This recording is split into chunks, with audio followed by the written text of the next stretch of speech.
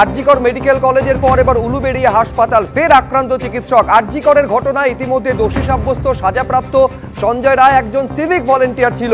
আর এক্ষেত্রে উলুবেড়িয়ার ক্ষেত্রে অভিযোগ যার বিরুদ্ধে, তিনি একজন হোমগার্ড, তার বিরুদ্ধে অভিযোগ উঠছে মহিলা চিকিৎসকের ওপর হামলা চালানোর, এমনকি 10-12 জনকে সঙ্গে নিয়ে গিয়ে হামলা চালানো শুধু নয়, এমনকি মারধর করা, প্রাণে মেরে ফেলার, ধর্ষণ করার হুমকি পর্যন্ত দেওয়া হয়েছে বলে অভিযোগ। আমি আরো বিস্তারিত জানতে সুনীত হালদার আমাদের প্রতিনিধির সঙ্গে সরাসরি কথা বলবো। কখন এই ঘটনা সুনীত ঘটলো, কি ঘটলো, এবং সব থেকে বড় বিষয় হচ্ছে আর.জি. করের মতন ঘটনা ঘটে যাওয়ার পর সেই একই প্রশ্ন 1 বছর পর আবার ফিরে আসছে যে সরকারি হাসপাতালে মহিলা চিকিৎসকদের সুরক্ষা কোথায়? দেখো সুব্রজিৎ, আমরা এই মুহূর্তে দাঁড়িয়ে রয়েছি উলুবেড়িয়া আদালতের বাইরে। সেখানে গতকাল সন্ধ্যেবেলা যে ঘটনাটা ঘটেছিল, অর্থাৎ সরকারি হাসপাতালের মধ্যে কর্তব্যরত এক মহিলা চিকিৎসকের ওপর হামলা হয়েছে এবং যেটা জানা যাচ্ছে একটা অস্থায়ী ট্রাফিক হোমগার্ড, যিনি উলুবেড়িয়া ট্রাফিক গার্ডে কাজ করেন, সে দলবল নিয়ে এক আত্মীয়কে নিয়ে প্রসূতি বিভাগে গেছিলেন হাসপাতালে।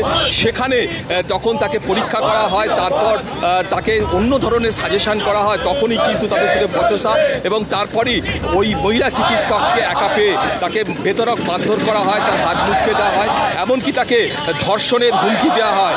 এরপরে এই ঘটনার পর রাতে উলুবেড়িয়া থানায় ওই চিকিৎসক লিখিতভাবে অভিযোগ দায়ের করে এবং এই ঘটনার প্রেক্ষিতে পুলিশ শেখ বাবুলাল, অর্থাৎ সেই ট্রাফিক হোমগার্ড সহ 2 জনকে গ্রেপ্তার করেছে। ধৃতদের আজকে উলুবেড়িয়া আদালতে তোলা হয়েছে। এই মুহূর্তে যেটা দেখা যাচ্ছে, বিজেপি কর্মীরা যারা গ্রেপ্তার হয়েছে তাদের শাস্তির দাবিতে, তারা কঠোর শাস্তির দাবিতে তারা বিক্ষোভ দেখাচ্ছে এবং তারা বলছেন যে গত 1 বছর আগে যে ঘটনা ঘটেছিল অভয়াকাণ্ড, তারপরে কোনো শিক্ষা নেয়নি এবং হাসপাতালের নিরাপত্তা সেটা কিন্তু একদম যথেষ্ট নয়। আমরা কথা বলে নেব কেন আপনারা বিক্ষোভ দেখাচ্ছেন। গতকাল তৃণমূল কংগ্রেসের সংখ্যালঘু সেলের নেতা শেখ বাবুলাল একটি মহিলা ডাক্তারকে শারীরিক নিগ্রহ করেছে এবং তাকে ধর্ষণের হুমকি দেওয়া হয়েছে, তাকে শ্লীলতাহানির চেষ্টা করা হয়েছে। তাই তারই প্রতিবাদে যে ডাক্তাররা সমাজের সেবা করার জন্য আছে, তারই নিরাপত্তাহীনতায় ভুগছে। সেই জন্য তার শেখ বাবুলালকে অবিলম্বে কঠিনতম থেকে কঠিনতম শাস্তি দিতে হবে। তারই প্রতিবাদে আজকে আমাদের এই বিক্ষোভ কর্মসূচি। বিজেপির পক্ষ থেকে আমাদের জানাও যে শেখ বাবুলাল অভিযুক্ত হোমগার্ড সহ 2 জনকে পুলিশ গ্রেফতার করেছে। কোন কোন ধারায় তাদের বিরুদ্ধে অভিযোগ আনা হয়েছে?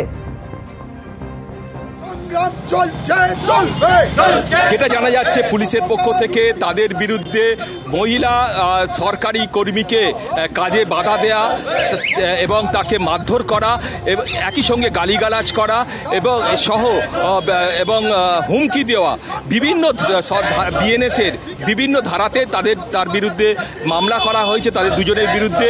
এবং এদের মধ্যে অনেকগুলো ধারা আছে, সেগুলো হচ্ছে অজামিনযোগ্য অর্থাৎ নন বেলেবল ধারা।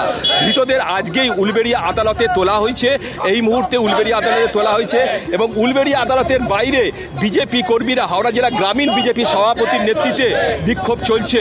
এবং যেটা জানা যাচ্ছে, এই ঘটনার প্রেক্ষিতে আজকে ওই হাসপাতালের মধ্যে নিরাপত্তা নিয়ে যারা চিকিৎসক, তাদের সঙ্গে হাসপাতাল কর্তৃপক্ষের একটা বৈঠক হয় উচ্চ পর্যায়ের এবং সেখানে মহিলা চিকিৎসকরা একাধিক দাবি তারা কর্তৃপক্ষের কাছে রেখেছে এবং হাসপাতাল কর্তৃপক্ষ আলাদাভাবে এফআইআর করেছে উলুবেড়িয়া থানাতে। অর্থাৎ এখানে যেটা দেখা যাচ্ছে যে মহিলা চিকিৎসক ছাড়াও হাসপাতাল কর্তৃপক্ষ নিজে থেকে আরেকটা এফআইআর করছে এবং এইখানে যে চিকিৎসক যারা আছে তারা মনে করছে 1 বছর পরেও সেই পুরনো প্রশ্ন আবার নতুন করে সামনে আসছে যে সরকারি হাসপাতালে তাহলে মহিলা চিকিৎসক, মহিলা স্বাস্থ্যকর্মী, তাদের সুরক্ষা কোথায়? ঠিক যে ঘটনা ঘটেছিল গত বছরের 9 আগস্ট আর.জি. করে অভয়ার ধর্ষণ এবং খুনের ঘটার পর এই প্রশ্ন সামনে এসেছিল যে মহিলা চিকিৎসক যদি নিজের কর্মক্ষেত্রেই সুরক্ষিত না হন, তাহলে আর কোথায় সুরক্ষা তার নিশ্চিত করা যাবে? তারপর অনেক জল বয়ে গিয়েছে গঙ্গা দিয়ে, একেবারে মামলা সুপ্রিম কোর্ট পর্যন্ত গিয়েছে, সুপ্রিম কোর্টের একাধিক নির্দেশ, কিন্তু তারপরেও অবস্থার কতটা বদল হয়েছে আজকে উলুবেড়িয়ার ঘটনা সেই প্রশ্নকেই বড় করে সামনে এনে দিল।